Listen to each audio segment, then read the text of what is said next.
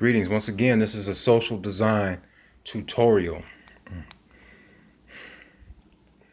Most of my social design tutorials at this moment sort of catered for good reason. So in this particular tutorial, I want to discuss, I don't know what I'm going to title it, the power of words, how to maximize our potential, or strategies. Oftentimes,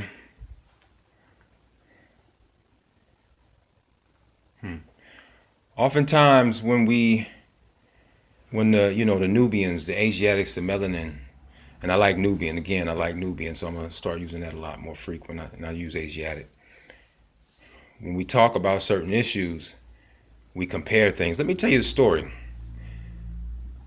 I notice in this area lots of orange trees.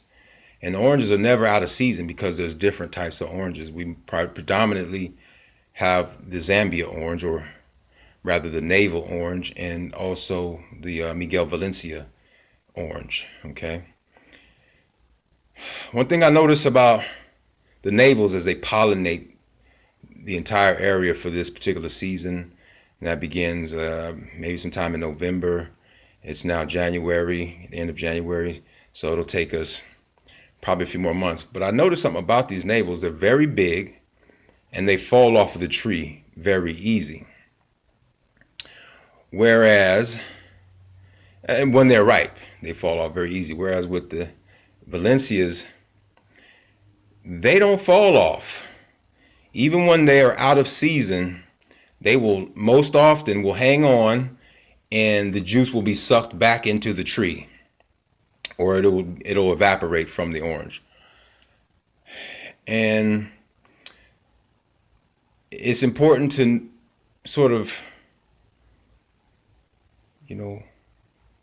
compare what's different. In the navel oranges, they don't have seeds. So I'm wondering, are they some type of recessive orange or genetically modified orange? But rarely you might find one seed. Often when I juice these oranges, you might see some very tiny, very, very small seeds that you might have in the bottle. But they don't have seeds. The Valencias, meanwhile, they have seeds. All the Valencias that I pick, they have seeds in them, big seeds. And so I find it interesting that this orange gets so big, but falls off so easy and has no seeds. There's a correlation, I would think.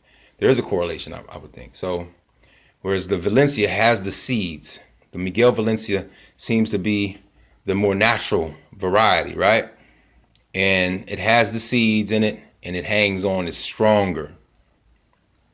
And so I got to thinking, which one of these oranges does the Nubian represent? Is it the navel, or is it the Miguel Valencia? And then I thought, well, what does the Asian people represent? And that brings me to the point.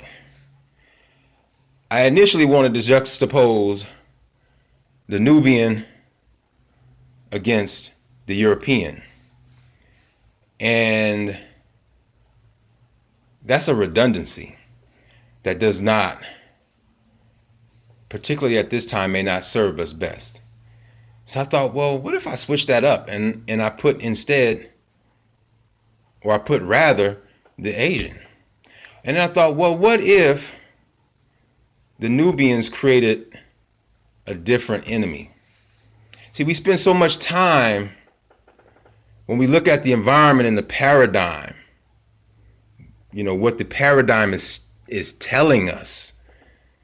Marvel Comics, predominantly European characters.